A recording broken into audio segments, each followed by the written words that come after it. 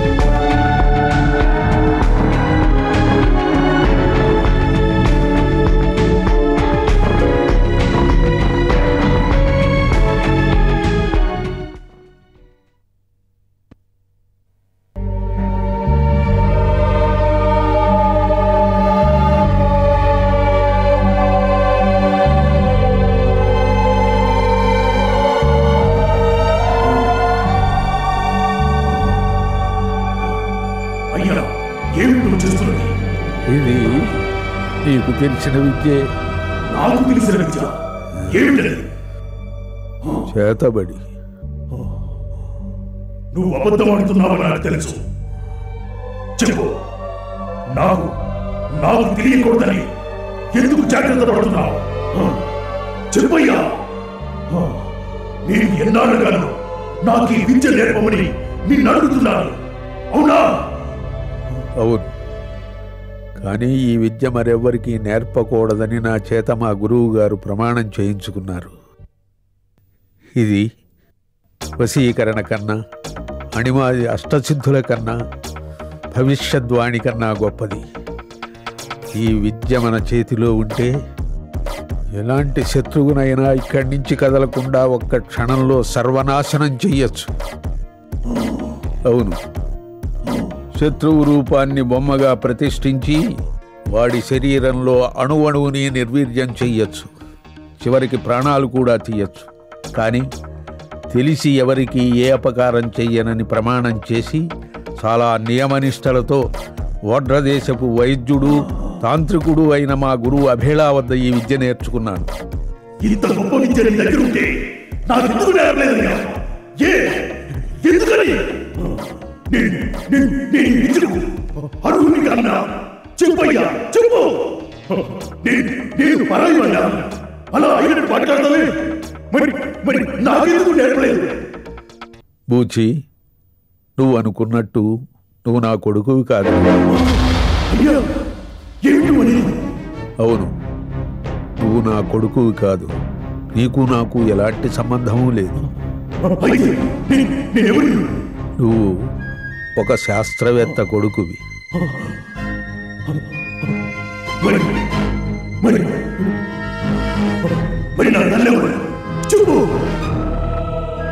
ఆ శాస్త్రవేత్త ఇంట్లో పనిచేసే మనిషే. వాళ్ళిద్దరికీ పుట్టినవాడివే నువ్వు. పుట్టగానే అనాకారిగా ఉన్న నిన్ను ఆ శాస్త్రవేత్త ఓ చెత్త కుండీలో పడేశాడు.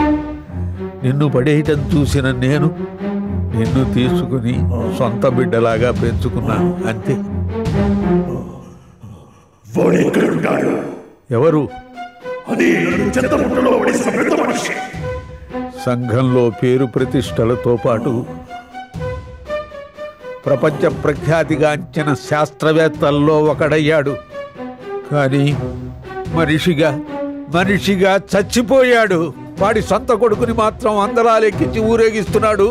నిన్ను వదిలేశాడు రా, వదిలేశాడు.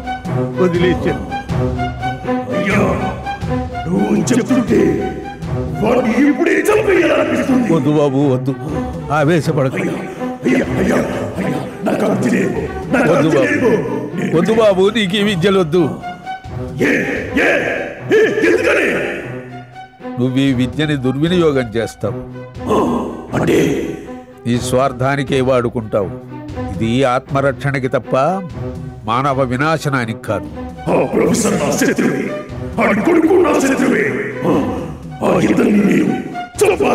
అసాధ్యం. ఈ విద్య నీ స్వార్థం కోసం వాడుకోకూడదు. నేను నేర్పను. లేదు, ఈ విద్య నీకు నేర్పను. అవును, అంతే.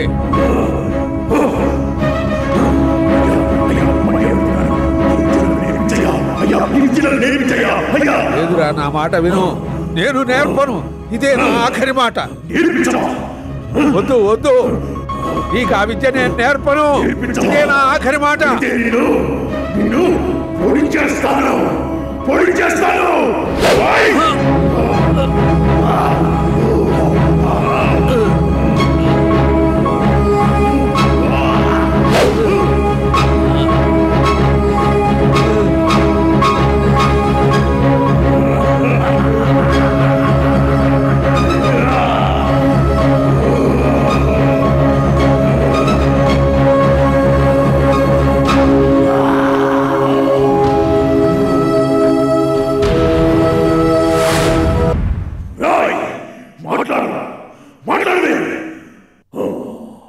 అవును, గుర్తొచ్చింది. అంటే నువ్వు చావలేదా బాబు? నువ్వు బ్రతికొచ్చినందుకు నాకు ఎంత ఆనందంగా ఉందో తెలుసా? నువ్వు నా కన్న బిడ్డవురా, కన్న బిడ్డవు. నీ ఒంట్లో ప్రవహిస్తున్నది నా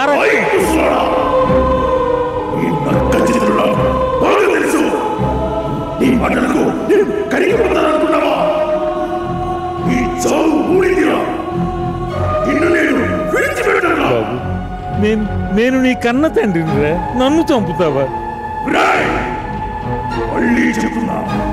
నాకు బంధాలు, చుట్టరికాలు, ప్రేమలు, ఆప్యాయతలు ఇవేమీ తెలియవు. తెలిసిందల్లా ఒక్కటే, చంపడం. కానీ నిన్ను ఒక్కసారి చంపితే నా పగ చల్లారదా? నిన్ను, నీ కుటుంబాన్ని, నీ వాళ్ళందరినీ చంపి తిరుగుతాను. నీ వంశం మొత్తాన్ని నామరూపం లేకుండా చేస్తాను. అప్పుడే నా తల్లి ఆత్మకు శాంతి, నాకు మనశ్శాంతి. బాబు, నన్ను క్షమించు. నువ్వు చనిపోయావు అనుకుని పారేశానే గాని కావాలని చేసిన పని కాదు. నమ్ము నా మాట. నువ్వు కావాలని చేసినా, కాదనుకుని చేసినా నువ్వు చేసింది తప్పు. చూడు, నన్ను చూడురా. నేను మనిషినో మృగాన్నో నాకే తెలియదు. తల్లెవరు అంతకన్నా తెలియదు. పొద్దులతో పెట్టు కొప్పల్లో నేను పెరిగాను. కుళ్ళి కప్పు కొట్టి తిని బతికాను. ఎండకు ఎండి, వానకు తడిసి, చలికి ముడుచుకొని నాదుడు లేక అనాథ కంటే ఘోరంగా పెరిగాను. దిక్కు ముక్కు లేని నాకు ఓ బాబా పెద్ద దిక్కై నన్ను పెంచాడు. వేష, భాష, మాట, కట్టు బట్టు అన్ని నేర్పించి నేనెవరో చెప్పాడు. నా తండ్రి నువ్వేనని నాకు చెప్పాడు. జీవితంలో నాకున్న ఒకే ఒక లక్ష్యం, నీ వంశ వినాశనం. నేను నీకిచ్చే బహుమానం గర్భశోకం. నీ ముద్దుల కొడుకుని, వాడి కుటుంబాన్ని సర్వనాశనం చేశాకే నేను నీకు కలుస్తా, వస్తా. బాబు ఆగు, జరిగింది ఏదో జరిగిపోయింది, మర్చిపో. నేను ఇప్పుడు నా మేథస్తో నిన్ను మామూలు మనిషిని చేస్తాను. రాయ్, చేసేది చేసేది.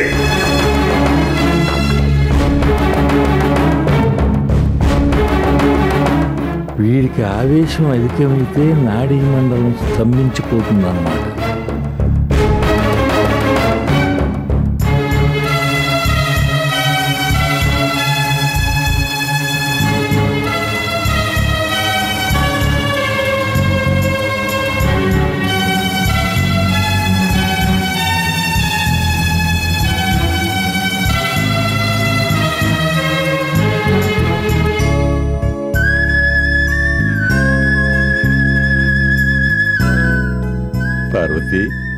పార్వతి, విన్నావా? ఇది నువ్వు ప్రాణాలతోనే ఉంటుంటే ఇది విని ఎంత పొంగిపోయేదనుకో.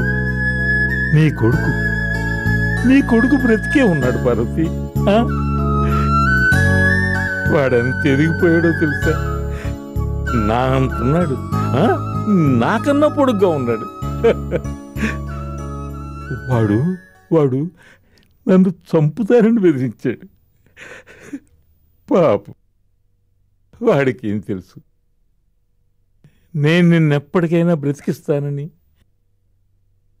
చావును జయించటానికి నేను చేస్తున్న ప్రయోగం ఫలించిన వెంటనే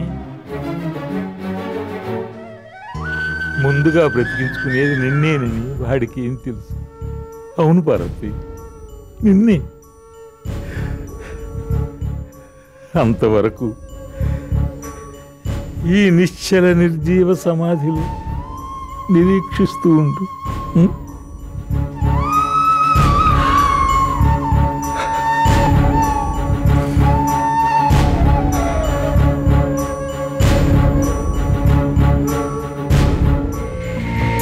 6 రోజులు ప్రపంచాన్ని సృష్టించే పనిలో నిమగ్నమై ఉండి సండే మాత్రం విశ్రాంతి తీసుకుంటాడని క్రిస్టియన్స్ నమ్మకం. అందుకే సండేని సెలవు రోజుగా పరిగణించి సండే రోజు చర్చ్లో ప్రార్థనలు చేస్తారు. అదేవిధంగా మిడిల్ ఈస్ట్ దేశాలలో ఫ్రైడే రోజుని ప్రార్థనా దినంగా పరిగణించి ఫ్రైడేని హాలిడేగా నిర్ణయించారు. మరి ఇండియాలో సండే ఎందుకు హాలిడే అయిందో తెలుసా? ఇండియాలో సండే అనేది సెలవు రోజు అనే సంగతి మనకు తెలిసిందే.